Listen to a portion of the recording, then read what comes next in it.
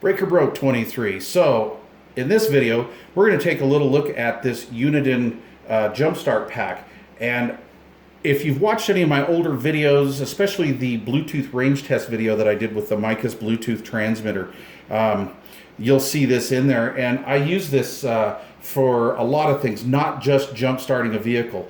Let's see, it was 2012 Swords of Debonicles that asked me about this and what I did to hook up that Bluetooth transmitter. So anyway, let's start with what it's actually designed for. This is designed to jumpstart motor vehicles all the way up to a 5.7 liter V8. No, it was a 5.0 V8. Weird rating, because I got to tell you, I've jump-started my farm tractor. I've jump-started riding lawnmowers. I've jump-started 4-cylinders, V6s, V8s. I've jumped diesel Ford Power Strokes with this. I have jump-started Class A motorhomes, gas motorhomes. I've never tried it on a diesel pusher. I think that may be pushing it, but I have jump-started a ton of stuff with this, and numerous vehicles on one charge. So, man, these things are awesome. This particular kit that I have, actually I have one of these in each of my daughter's vehicles, and they are lifesavers. They've really helped my daughters out over the years. But in a kit like this, you'll get the Jumpstart pack, you'll get a tire pump, you'll get the Jumpstart cables themselves, you'll get an AC wall adapter to actually charge this piece. I had it here on my table, but I misplaced it. Okay, and then you'll get the cigarette lighter adapter cord. Now this will enable you to plug into your vehicle once you've started it and then recharge this. It also comes with a USB to micro USB adapter to jumpstart like your cell phones and stuff like that. So really cool. I guess I'll go off this one because this one's cleaner. It's like brand new, even though it's 5 years old. So what you do with this is you can charge it with your AC wall adapter. It takes about 5 hours to charge one of these suckers. When you've charged it to 100%, it will stay charged for 6 months. You're supposed to recharge it in 6-month intervals. I have done this for my daughters because they kind of don't keep up on this like I do. But when I've had this in their trunk for 6 to 8 months, I go back, I plug it into the wall and I charge it. These things are only down to like 98, 97%. But you're going to want to top these things off every 6 months. All right, so here's what we have on here. We have the plug that you can plug the jump starter cables into. You'll get a 400 amp peak out of this through these jump start cables. We have the on-off button. We have the input for our AC wall adapter to charge this. We have the on-off switch which turns this device on and off in here, and it will operate the flashlight. You push and hold it, and you have solid beam. Push it again and it will flash SOS. Okay, let's turn it off. That's annoying. And then we have a 12 volt, 1.5 amp output. So you could plug a radio into this, a little receiver or whatever that you need that doesn't draw much current, but that needs 12 volts, which is really neat. And then we have our USB output charging receptacle here. Now this is a hot receptacle. It's rated 5 volts at 2.1 amps. But I'm going to guarantee you, this thing outperforms almost every wall adapter I have in my arsenal, and I have a lot of them. And I'm going to tell you, I've got a tablet that if you let it go 100% dead, a wall wart will not charge it. This puppy will get it fully charged in a matter of a couple hours. So it's very hot, so very nice. This has about a 400 amp rating on it, by the way, and 1200 milliamp storage capacity. So this particular model is no longer available. I'm going to have to replace these eventually. So what I'll do is I'll leave a link down below to some units that I would buy if I was going to buy one of these today. Now, back to 2012's question. This is why I'm making this video, actually.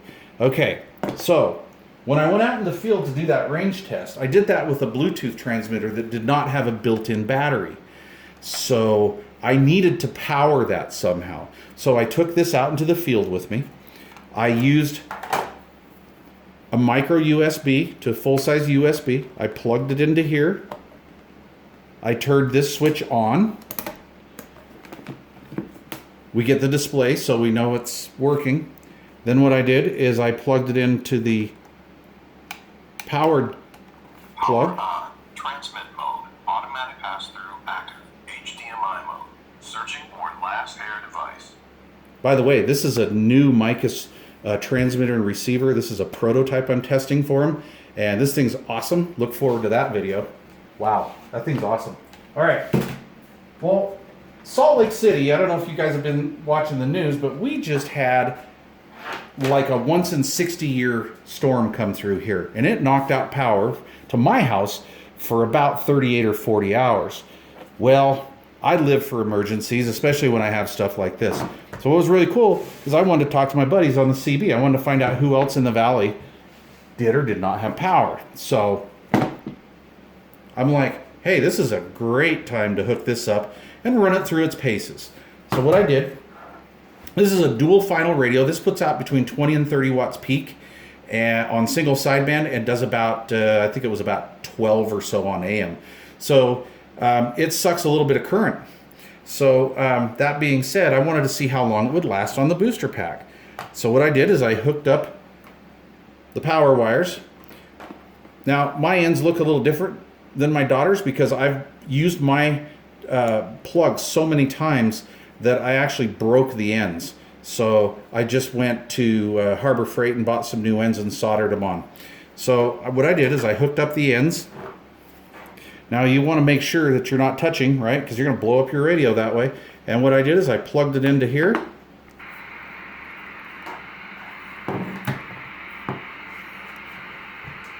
And I talked on that thing for several hours.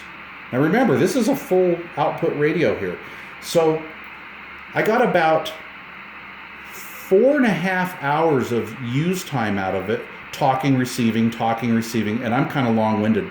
So when I get going, I key down for long periods of time. That being said, I took this jump pack from 100% charge down to about a 58% charge. So what I did is I charged this back up again, because I have a generator that I run outside when power goes out, so I can charge all my devices again. So what I did is I charged this back up to 100%. I put this in receive mode. This is at just under, I think, about 3/4 of an amp in receive mode. And this lasted a whole day before I got down to like 30%. I got a full 8 hours out of it, talking every once in a while, brief short transmissions, but it was great. So this little device here will let you do a lot of stuff with it. It's just not for emergency in your vehicle or anything like that. But yeah, it powered up a high output CB radio. If you have, like, say, a little Cobra radio or a little stock Midland or something like that, you can probably double your time with that. So it's very, very flexible. So that was a great question, 2012. I appreciate that. I'm glad that I got a chance to show you how this operates. And yeah, questions or comments, please leave them down below. Check out my links down below. Anytime you guys buy something off of Amazon, I get a little commission to power this channel, or to fund this channel, I should say. And it comes out of Dr. Evil's pocket, which is awesome. Takes a little bite out of his profit motive, couple bucks here and there, and it funds little guys like me. All right. Leave a thumbs up if you like this video. Questions or comments down below. Please don't forget to subscribe. Breaker Broke 23 over and out. Thanks for watching.